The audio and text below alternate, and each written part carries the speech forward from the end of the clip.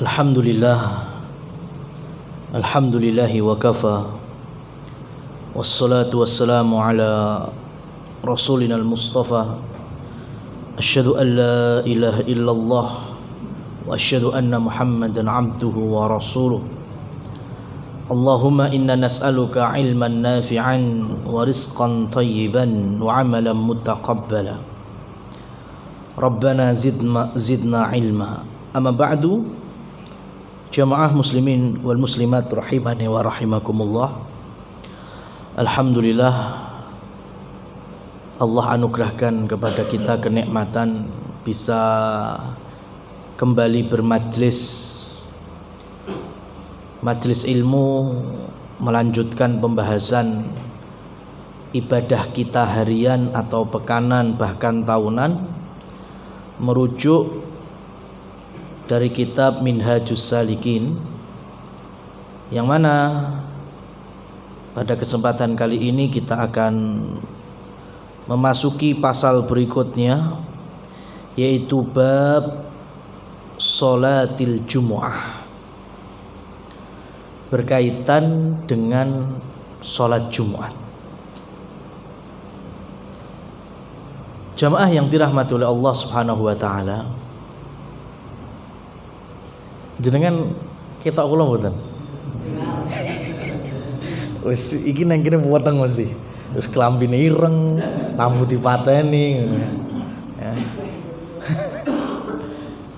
Berkaitan dengan perkara ibadah yang kita lakukan rutin, itu kadangkala malah luput dari perhatian kebanyakan kaum muslimin, karena ngerasa aku wis roh, aku wis ngerasa nih ya.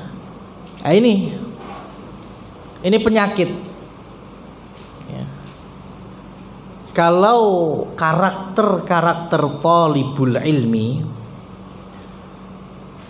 kita sedang berada di kajian atau tema yang berkaitan dengan ibadah harian,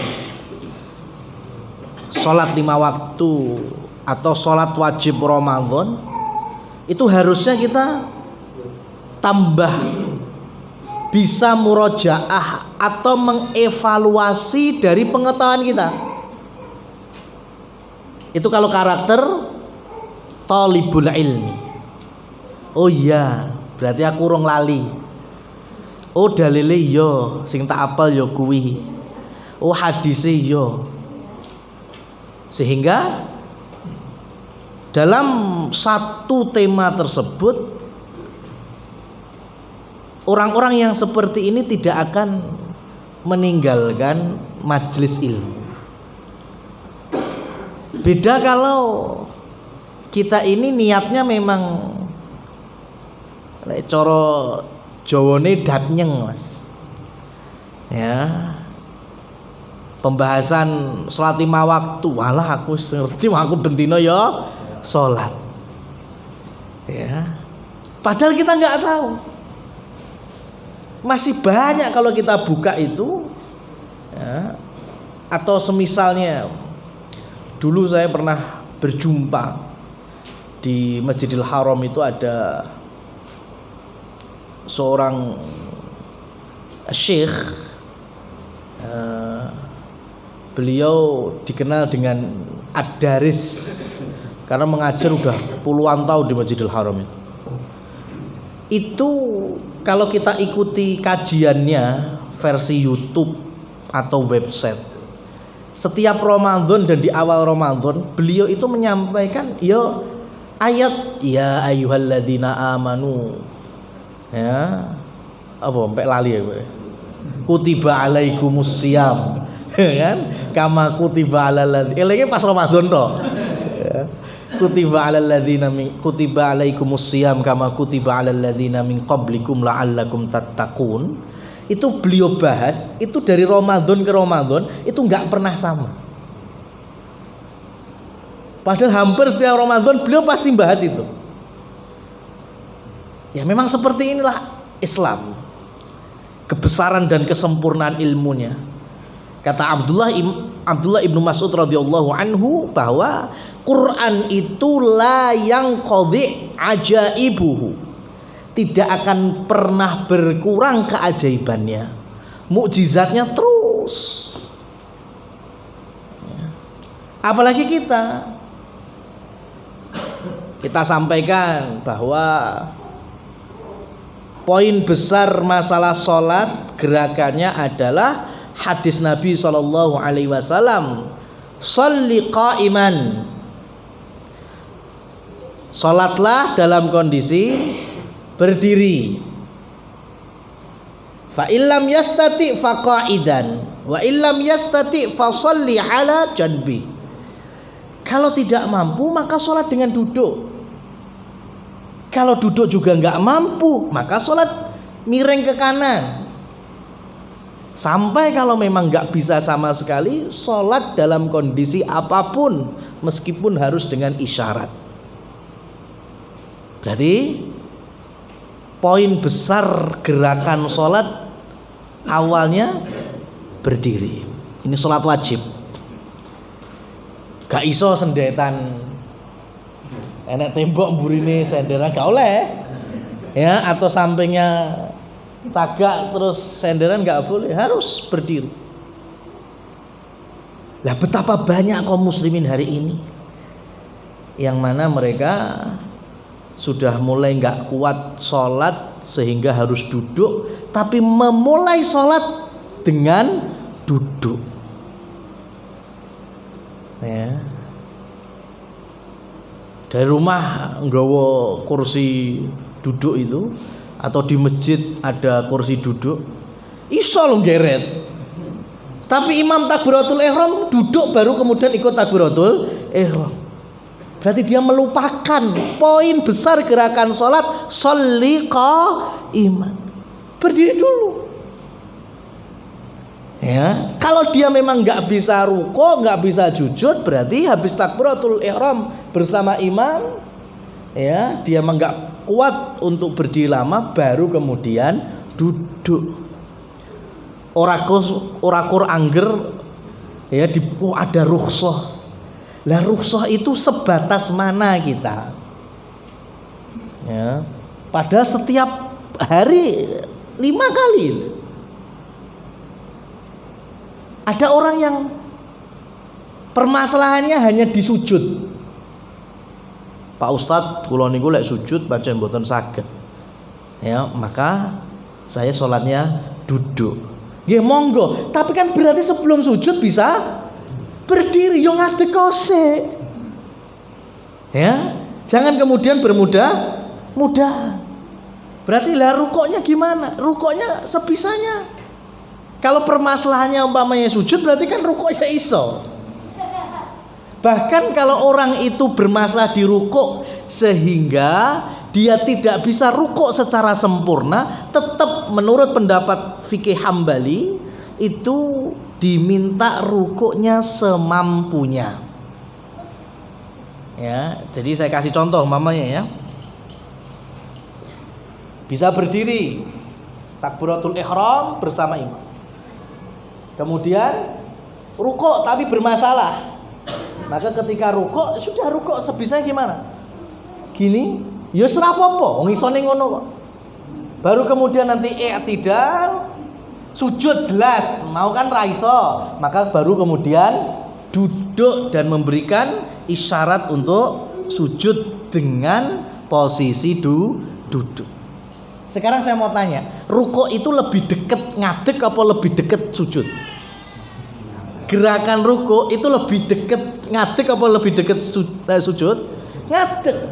Berarti selagi kita masih bisa berdiri, ya rukuk ambek ngadeg, nggak apa-apa. Baru nanti duduknya mewakili gerakan sujud. Nah, iki lek mamane gak ngaji kan ra mudeng. Ya, akhirnya gitu, deleng ada rukhsah nggo kursi jok awal. Ya, ada pakai kursi terus. Ya. Betul, namanya Islam itu membawa rukhsah itu betul. Nah, tetapi sejauh mana kita bisa mengaplikasikannya ya sejauh kita memahami ilmu yang dikaji ya, yang bersumber dari Al-Qur'an, hadis-hadis Nabi dan pemahaman para sahabat. Ma'asyiral muslimin wal muslimat rahimani wa rahimakumullah. Poin yang kedua, kita ambil ucapan hadis sebetulnya, tapi diriwayatkan oleh Wa'il bin Hujr. An Wa'ilin bin Hujrin radhiyallahu anhu, anna Nabiyya sallallahu alaihi wasallam, dia meriwayatkan bahwa Nabi kana idza raka'a farraja baina asabi'ihi wa idza sajada dhamma asabi'ahu. Hadis ini diriwayatkan oleh Imam Al-Hakim dan disahihkan oleh banyak sekali para ulama. Ya, saya artikan dulu baru saya ambil hikmahnya. Kata sahabat Wa'il bin Hujrin, dahulu Rasul sallallahu alaihi wasallam jika sholat berkaitan dengan gerakan rukuk, farraja baina asabi'i. Beliau apa tuh ini? Jembeng apa? Ini ki apa? Begar bahasa Indonesia ya, Mbak. Memutar, merenggangkan jemarinya. Dan jika beliau sujud, dhamma asabi'ahu, beliau rapatkan jemarinya. Sekarang bayangkan, sahabat tuh dalam tanda petik itu mentelengi sholat Nabi sampai babakan driji, Mas. Kurang lengkap apa sumber agama kita? Coba mamanya saya tanya pada jamaah, syariat sholat zamane Nabi Sulaiman ada yang tahu? Nggak ada yang tahu. Kalau ada cara bersuci zamannya Nabi Musa gimana? Nggak ada yang tahu. Kalaupun tahu ada satu riwayat, dua riwayat, yang lainnya kita nggak tahu. Tapi bicara syariat Nabi Muhammad sallallahu alaihi wasallam lengkap, sampai masalah salat driji diriwayatkan. Ya. Jadi kalau ada orang kok masih melaksanakan sholat yang tidak ada riwayatnya dari Nabi, kemudian kita luruskan atau kita benarkan, kok ngeyel, nah itu masalah ini.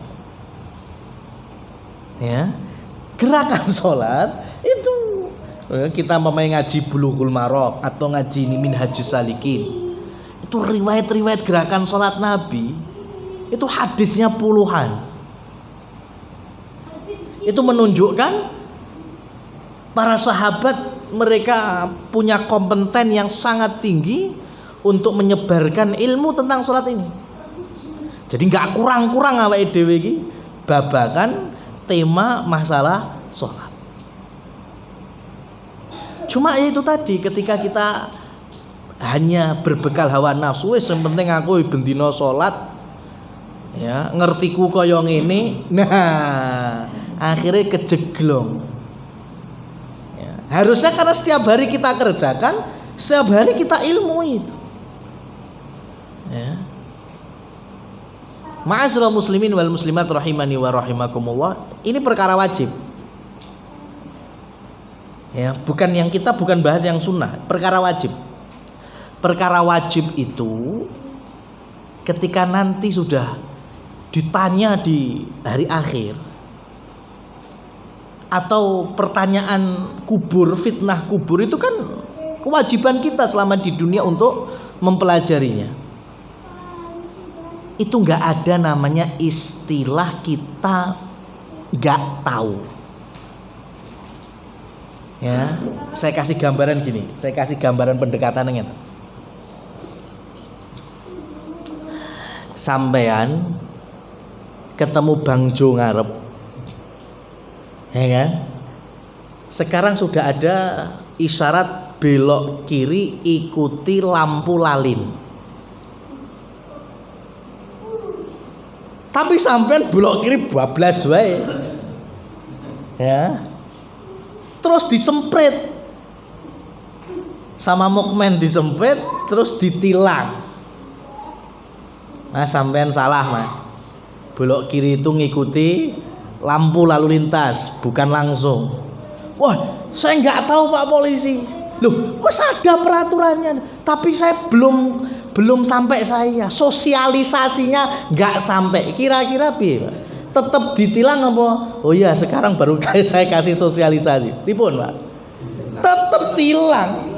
Karena udah jelas wis nempel kowe maca mudeng ra mudeng RT-mu apa lurahmu apa sopomu babinsamu nerangne ora nerangke, yang penting sudah ada peraturannya. Kita nggak bisa beralasan sosialisasinya nggak sampai sama saya. Besok di kuburan juga gitu, Pak. Kita ditanya man rabbuka, ya, man nabiyuka madinuka, sapa robmu, sapa nabimu, agamamu apa, berkaitan dengan 3 landasan utama kita ini. Kemudian kita bisa beralasan nun sewu malaikat dereng enten sosialisasi ini tenggen kula. Bisa seperti itu? Enggak bisa. Tetap dibendu ya dibendu. Yang ada orang-orang hari itu mengatakan la adri saya nggak tahu, tetap akhirnya disiksa. Naudzubillahi min dzalik. Kenapa? Karena ini perkara wajib. Harusnya kita sing jerantal, ya, kita yang budal cari tahu, ya, Islam itu seperti apa, konsepnya, prinsipnya, ya, keimanan itu seperti apa. Itu kewajiban kita. Sholat juga demikian, sama. Ya, sholat juga demikian. Sholat Jumat juga sama, meskipun seminggu sekali. Ya. Tapi kenyataannya dibilang belum ada sosialisasi, ya sekarang tak sosialisasikan, ya kan? Ya. Kok bisa ketika Allah Subhanahu wa ta'ala berfirman, ya ayyuhalladzina amanu idza nudiya lis-salati min yaumil jumu'ati fas'au ila dzikrillah wa dzarul bai'. Wahai orang-orang yang beriman, jika telah terdengarkan oleh kalian kumandang azan Jumat, alias khotib telah naik mimbar, bersegeralah Jumatan dan tinggalkanlah perkara jual beli, mewakili urusan dunia semuanya. Ya, wa dzarul bai', tinggalkan semuanya itu.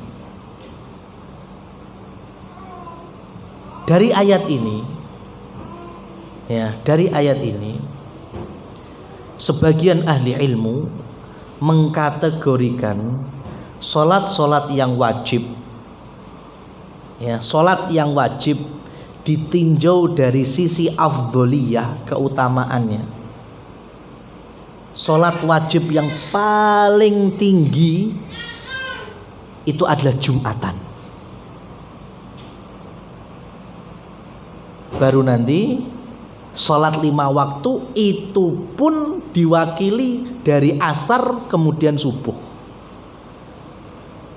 Berangkat dari dalil-dalil yang ada, hafidhu ala sholati hafidhu ala sholati was sholatil wusta. Ya, sholat wusta di sini banyak yang mengartikan sholat asar. Baru kemudian sholat subuh. Lah kenapa sholat Jumat kok ada di ranking pertama? Karena Allah Subhanahu wa ta'ala menggabungkan perintah Jumatan sekaligus larangan untuk urusan dunia diwakili dengan jual beli. Berarti ini penting banget. Ya, penting banget. Sekarang kita diberikan amanah untuk menuntut ilmu. Gak iso dina Senin, Selasa, Rebo, Kemis, Setu, apa meneh Ahad. Ya, dengan alasan mungkin repot, ya wis setidaknya Jumat fokus ke khutbah. Ngono ya luput, Mas.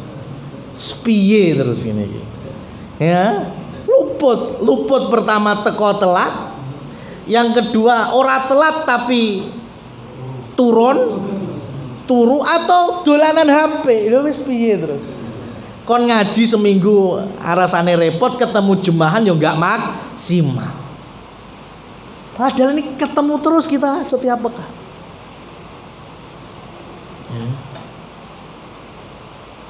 Atau sudah azan dikumandangkan, kemudian khotib sudah naik mimbar, malah enek sing bakulan ning jaba masjid. Barange jane yo apik, peci, parfum, ya, sajadah misalnya, ini barang-barang bagus semua.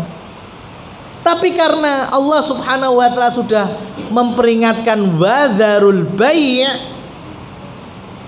sehingga banyak, meskipun nggak sepakat para ulama, tapi banyak para ulama yang membatalkan jual beli seperti ini, sehingga nggak sah. Bagi yang wajib Jumatan, ya, lanangnya jelas wajib Jumatan, sehat, bermukim, nggak safar. Ya, jangankan peci mungkin regane 10.000 15.000, Mas. Parfum 10.000 15.000. Lek nang masjid-masjid gede mungkin bakulane kresek dia ada sendal. Ya. Masjid Agung mamanya bingung deh, engko lek sendalku tak kayak gini metuku jebule lawang liya. Itu ada yang jualan trimo kresek 100 repis. Untuk kresek siji. Tapi ketika azan dikumandangkan, khotib sudah naik mimbar, maka nggak sah jual belinya ini.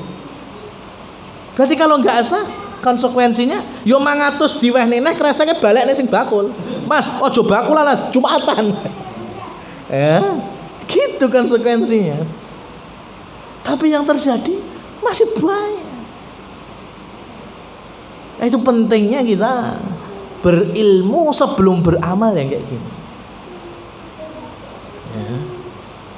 Ma'asyiral muslimin wal muslimat rahimani wa rahimakumullah. Maka kita ambil poin-poin dari kitab ini berkaitan dengan Jumat yang sudah kita awali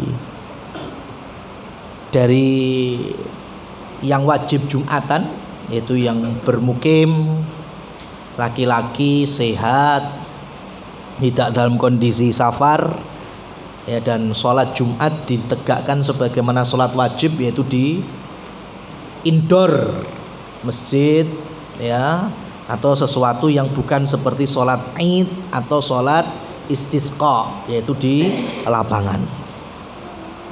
Wa min syurutiha, di antara syarat-syarat ditegakkannya Jumatan, yang pertama adalah fi'luha fi waqtiha, ya, dikerjakan ketika telah masuk waktunya. Dan waktu Jumat sama dengan waktu zuhur, ya, jadi nggak bisa disetel jamaah, ya, awake dhewe berjemahan ki enek acara, ya, jemahane rodok maju didik jam 11 ya, nggak bisa. Ya, kalau memang Jumat aja jam 11:30 lewat, ya disitulah waktu sholat Jumat. Tapi kalau dirasa Jumatan itu kaum muslimnya sepakat agak dimundurkan dengan kesepakatan dan keridhaan kaum muslimin di wilayah tersebut, ya monggo. Terkadang ada sebagian masjid yang sholat Jumatnya pokoknya jam rolas ada nih. Arek duhur setengah rolas. Ya kan sesuai dengan waktunya, kadang beda-beda. Tapi terkadang ada masjid yang sudah sepakat dengan para jamaah sholat duhur kapan saja, sing penting adzan jemaah jam rolas. Ya. Terkadang masjid-masjid seperti itu yang saya nggak mau khutbah, Pak. Loh, saya budal khutbah masjid liya wis bubaran. Ya kan? Malah ya nggak masalah, silahkan ya. Cuma yang terbiasa menunaikan tepat waktu mungkin lebih enak ketika tepat waktu. Ya, makanya beberapa di antara tempat yang dari Sukoharjo, saya ada jadwal di Boyolali, jemaahnya jam setengah rolas punjul 5 gitu. Saya izin, saya nggak bisa. Larek anggo pintu Doraemon Sukoharjo Boyolali, ya kan? Kurs setengah jam ini mungkin nyandak. Setidaknya butuh 45 menit, 50 menit. Saya mohon izin. Tapi kalau duhurnya jam 12 kurang 10, lah insya Allah saya masih bisa. Ya, saya masih bisa datang. Nah ini semacam ini silahkan dimusyawarahkan antara imam dan para jamaah, monggo. Kalau sepakat mungkin di wilayah pabrik yang mereka dapat istirahat mulai jam 11.15 misalnya. Lek duhurane jam setengah rolas punjul titik, wah kita susah. Ya, lagi kau parkiran wis adzan. Padahal kita nggak pengen terlambat Jumatannya. Sudah bisa dimundurkan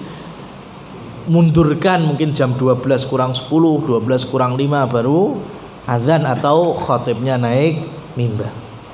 Yang penting sudah masuk waktunya. Wa antakun biqaryah,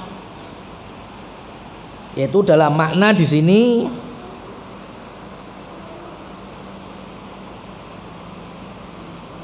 dilakukan di masjid yang ada di kampung kita tinggal. Makanya harusnya masjid-masjid yang di rest area itu nggak perlu menegakkan sholat Jumat, ya, karena ini masjid difungsikan untuk musafir. Ya, cuma masalahnya sing bakulan toko piye, nah itu ya kalau bisa keluar cari di belakang tol misalnya ada kampung, di situ ada masjid, ya sholat Jumatnya di sana. Ya, karena bagi orang yang safar itu nggak wajib Jumatan. Ya, karena dengan adanya rukhsah atau keringanan safar bisa mengqashar atau menjamak sekaligus mengqashar. Yang ketemu hari Jumat berarti dia bisa sholat duhur qashar 2 rakaat karena masih melanjutkan perjalanan yang masih jauh. Maka orang-orang musafir seperti ini bisa menjamak dengan sholat asar, dan asarnya pun juga dikosor 2 rakaat. Nah kalau Jumat susah, ya, karena ulama tidak sependapat bahwa Jumatan itu mesti podo mbek duhur. Bahkan kebanyakan para ulama menyebut dan mendefinisikan bahwa sholat Jumat itu sholat yang punya komitmen dan berdiri sendiri. Meskipun waktunya sama dengan duhur, tapi semuanya beda. Sholat duhur 4 rakaat, Jumatan 2 rakaat. Sholat duhur gak perlu khutbah, sholat Jumat wajib ada khutbah. Ya, sholat Jumat harus dalam kondisi mukim, duhur mau mukim mau safar silahkan. Maka dari sini para ulama banyak yang mendefinisikan Jumat itu berdiri sendiri, nggak bisa dikiaskan dengan sholat duhur. Sehingga ketika berdiri sendiri akhirnya kita bingung. Kalau kita Jumatan, apakah kemudian bisa menjamak dengan asar? Ya, apakah boleh atau tidak? Akhirnya terjadilah perbedaan pendapat di kalangan ulama, muncul masalah. Tapi kalau kita dari awal tidak melaksanakan Jumat alias duhuran ketika safar, selesai, terangkat semua masalah. Kalau sholat duhur bisa qashar, bisa jamak. Ya. Cuma kita juga nggak bermudah-mudahan. Ketika tiba di tujuan dan kita masih dalam kondisi safar, umpamanya dapat jadwal meeting, ya, rapat dari Solo ke Bandung, 3 hari mamanya di Bandung, di hotel kamare presiden suite namanya, suite ngene apa suite apa ya, kamar yang mewah, leg, makan tinggal makan. Artinya tidak banyak kelelahannya kita. Maka hal semacam ini jangan kita samakan dengan ketika perjalanan safarnya. Ya, berarti kita bermudah-mudahan safar akhirnya qashar jamak. Ya enggak juga seperti itu. Karena kita sudah ngerasa nyaman, ya, waktu juga enak, setiap waktu sholat bisa, ada waktu istirahat, isoma misalnya, sudah kita tinggal ambil rukhsah qasharnya saja. Apalagi di samping hotel ada masjid, wes enak. Setiap waktu sholat kita bisa datang, ya, dan kita masih bisa mengambil rukhsah qashar, tapi nggak perlu menjamak karena nggak ada kesusah payahannya. Beda ketika sing neng dalan, nah itu mesti enak keseling, ngantuk, ya, macem-macem. Tapi ini udah enak, udah nyaman. Nah, Jumatan sama, ya, kita juga nggak pengen meremehkan sehingga nantinya kaum muslimin itu betul-betul bisa menggunakan Jumat itu momentum, ya, sebagaimana yang ada di dalam ayatnya. Makanya kita tadi sampaikan, idza nudiya lis-sholati mi yaumil jum'ati fas'au ila dzikrillah. Bersegera untuk zikir kepada Allah. Lah ayat ini menerangkan bahwa zikrullah itu enggak cuma zikir kayak kita tasbih, takbir, ya. Menerangkan bahwa majelis zikir itu enggak cuma majelis yang subhanallah, Allahu akbar, la ilaha illallah, la ilaha illallah gitu tok, enggak. Yang dimaksud majelis zikir itu ya majelis yang di sana ada penyampaian dari kalamullah, syariatnya, keimanan kepadanya, macam-macam dari urusan agama ini yang bisa membawa hamba-hamba Allah ini lebih dekat, lebih takut, lebih takwa, lebih soleh kepada Allah Subhanahu wa ta'ala dalam bentuk amal ibadah. Itu yang dimaksud dengan fas'au ila dzikrillah. Maka dari sini ini juga menjadi pesan berat bagi khatib supaya jangan sampai hilang fas'au ila dzikrillah, ya. Saya betul pernah, Pak, salah satu safar saya bukan di perjalanan tapi sudah di tempat saya safar, akhirnya saya ikut Jumatan memang. Ya, kalian tinggal di penginapan nyantai, saya ikut Jumatan. Khotibnya bahas saat itu enek acara neng TV ILK, Pak. Khotib bahas ILK yopo. Terus fas'au ila dzikrillahnya ki mana? Ya. Model semacam ini berarti nggak paham. Ya. Bahwa tugas khotib itu bisa menyampaikan perkara yang di situ, makanya ada pesan takwa, pesan iman, pesan-pesan yang memang penting di dalam agama. Dan kalau bisa sesuatu yang memang sudah jelas, Ya, nggak usah yang banyak. Perselisihan pendapat ulama yo 10, 15, 20 menit kurang pasti. Ya.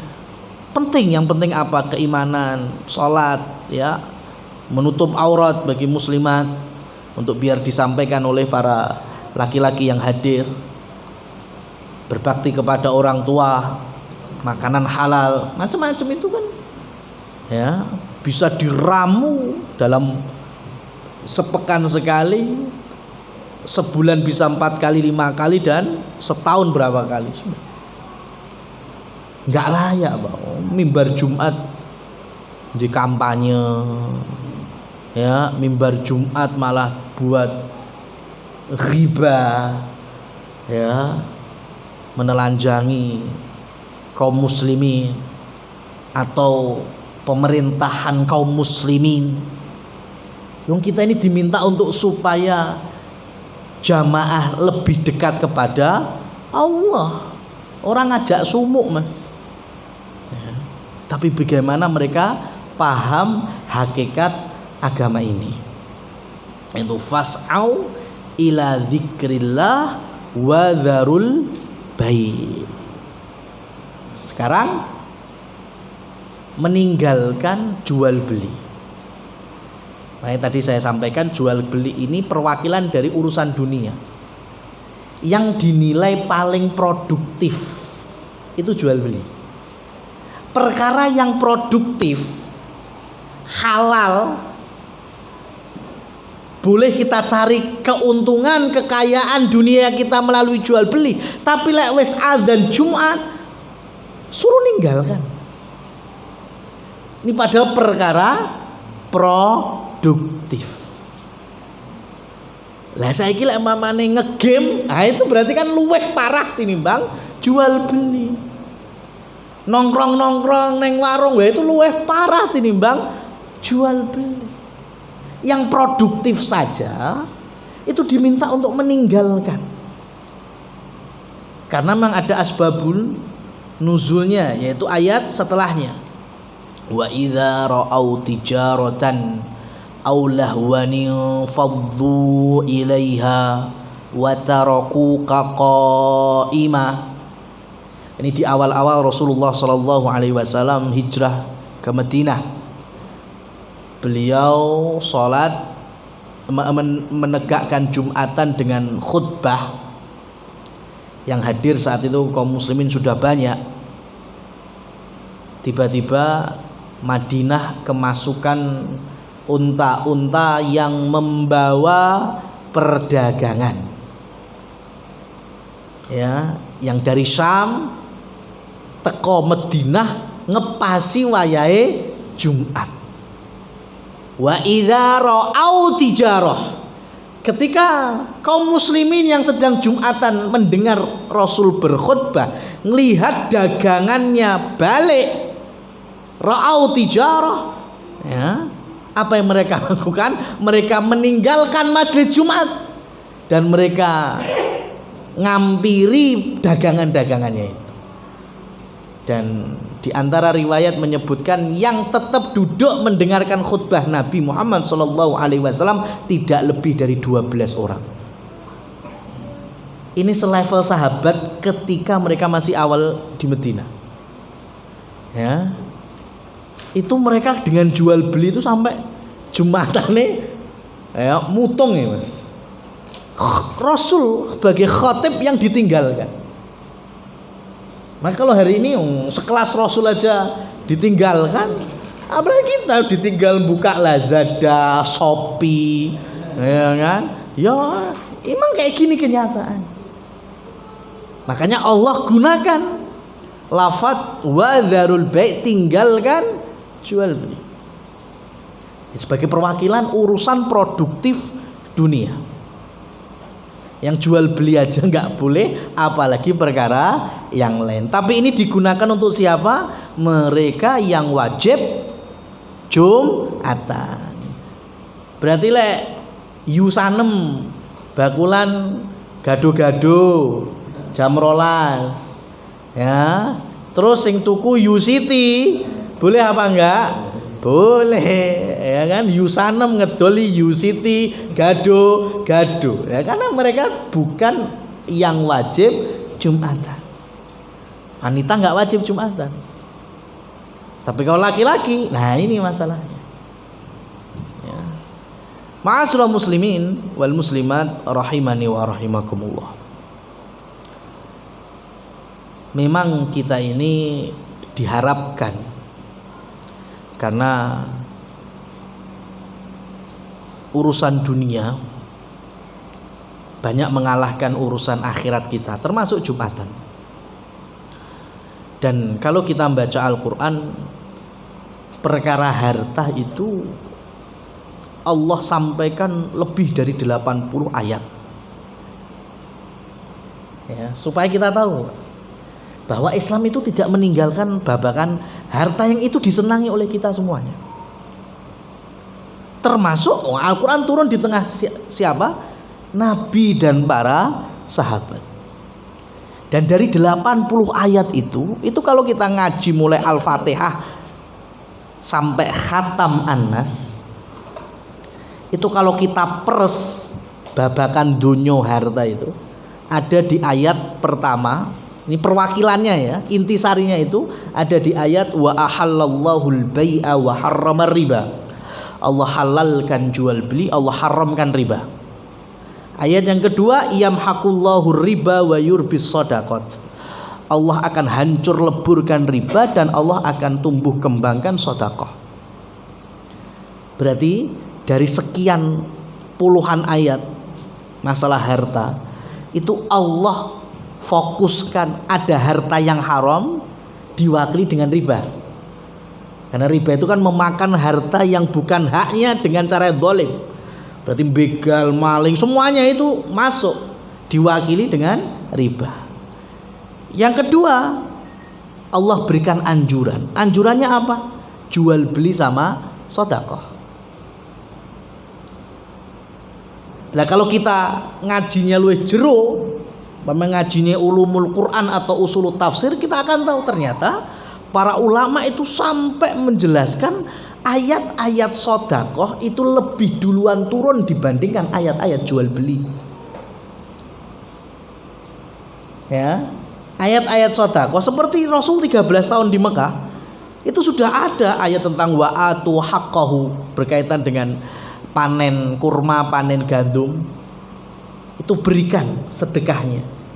Awalnya masih sedekah biasa, cuma nanti menjadi dalil untuk zakat mal. Tapi awalnya sedekah. Pokoknya lek duwe panen sisihno lho, ya, dadi wong sing loman lah. Gitu. 13 tahun Rasul itu ngajari sedekah para sahabat. Ketika hijrah ke Madinah, awalnya mereka banyak yang miskin-miskin, tapi ternyata dengan skill kepandaian berdagang banyak yang kaya raya. Utsman bin Affan, Abdurrahman bin Auf, Zubair, Thalhah, macam-macam. Itu banyak sahabat yang kaya raya. Tapi karena tahunan, belasan tahun sudah didoktrin yang positif oleh Rasul dan syariat Allah, loman dermawan dengan suka memberi, akhirnya ketika kaya dengan jual beli, semakin kaya semakin banyak sedekahnya. Semakin untung jual belinya, semakin banyak nilai wakafnya. Lah kuwi sing kuwalik ning awake dhewe. Masalah iki. Awake dhewe sinaune masalahe ora sedekah sih, jual beli sih ya, kadang gawe seminar entrepreneur barang ya, disemangati nganggo dalil meneh kadang muslimin wajib kaya. Ingat bapak-bapak, kefakiran lebih dekat dengan kekafiran. Waduh, makanya harus kaya. Ini disemangati ben sugih, jualan. Ya, marketingnya seperti ini, seperti nanti sekian persennya bisa untuk sedekah, bisa untuk membantu anak yatim. Tapi di situ dulu doktrinasinya di situ dulu. Jual beli untung. Ketemu untung tenan sedekah, mikir. Tenan itu betul. Beda dengan para sahabat. Sebelum banyak ayat-ayat tentang jual beli, Rasul mengajari tentang keberkahan sedekah. Mbuh akeh mbuh titik, mereka itu loman akhirnya. Lah kok entuk bonus dari sahabat-sahabat yang kaya, tambah loman gitu. Ya. Maka Jumatan kayak gitu pentingnya bagaimana kita zikrullahnya. Kalau kita butuh menjadi hamba yang keberkahan Allah kita inginkan, rahmat Allah yang kita perlukan, ya insya Allah mungkin telat jemahan Pak. Tapi isinya Jumatan wajib, Jumatan kudu muslim, ya, kowe pengen telura jemahan jadi murtad mamane. Jumatan tambah ganteng barang enek, ya, masya Allah. Akhirnya budal Jumatan yo karena hanya untuk menggugurkan kewajiban. Sing penting aku budal jemahan. Akhirnya ya kualitasnya beda. Ya. Jadi mental kita butuh terhadap rahmat Allah dengan pahalanya, ya, ganjarannya, sehingga Jumat dengan keberkahannya, ya sudah. Itu soal beda dengan orang yang memang hanya sebatas tahu bahwa kita wajib Jumatan.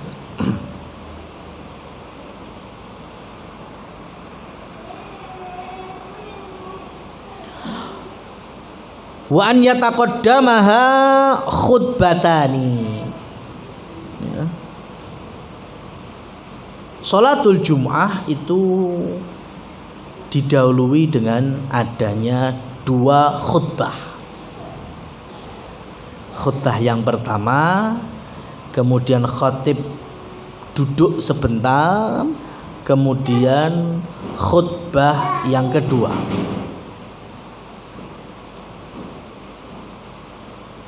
Ada yang kebiasaan kaum muslimin di Indonesia, khutbah yang pertama diisi dengan materi khutbah. Adapun khutbah yang kedua diisi dengan doa. Ini pun juga nggak masalah. Ya, yang terpenting bahwa khutbah itu dilakukan sebanyak 2 kali. Ya, dan ini nanti bisa ditoleransikan untuk masalah sholat Id dan khutbahnya. Ya, karena khutbah Id itu para ulama membuka pintu toleransi. Ya, ada samahahnya. Kalau sebagian mengkiaskan khutbah itu dikiaskan seperti khutbah Jumat. Apa wae lek neng sholat enek khutbah itu dikiaskan dengan khutbah Jumat. Khutbah Jumat 2 kali berarti khutbah Id 2 kali. Tapi sebagian yang lain dari para ahli ilmu menyebutkan bahwa khutbah Id itu nggak bisa sama dengan khutbah Jumat, karena lebih cenderung untuk hanya nasihat, mau'idhah hasanah. Ya, jadi sekali saja cukup. Ya, ini nggak usah diperlebar. Ya, tergantung kondisi masyarakatnya seperti apa. Biasanya masyarakatnya menggunakan 2 khutbah, ya 2 kali khutbah sah-sah saja. Kalau ternyata wilayah setempat terbiasa dengan sekali khutbah, ya sudah, berarti khotibnya nggak usah dikasih kursi di mimbarnya. Insya Allah tahu itu, oh berarti di sini khutbahnya hanya sekali. Tapi kalau di mimbarnya ada kursi, ya khotibnya mesti ngiranya 2 kali.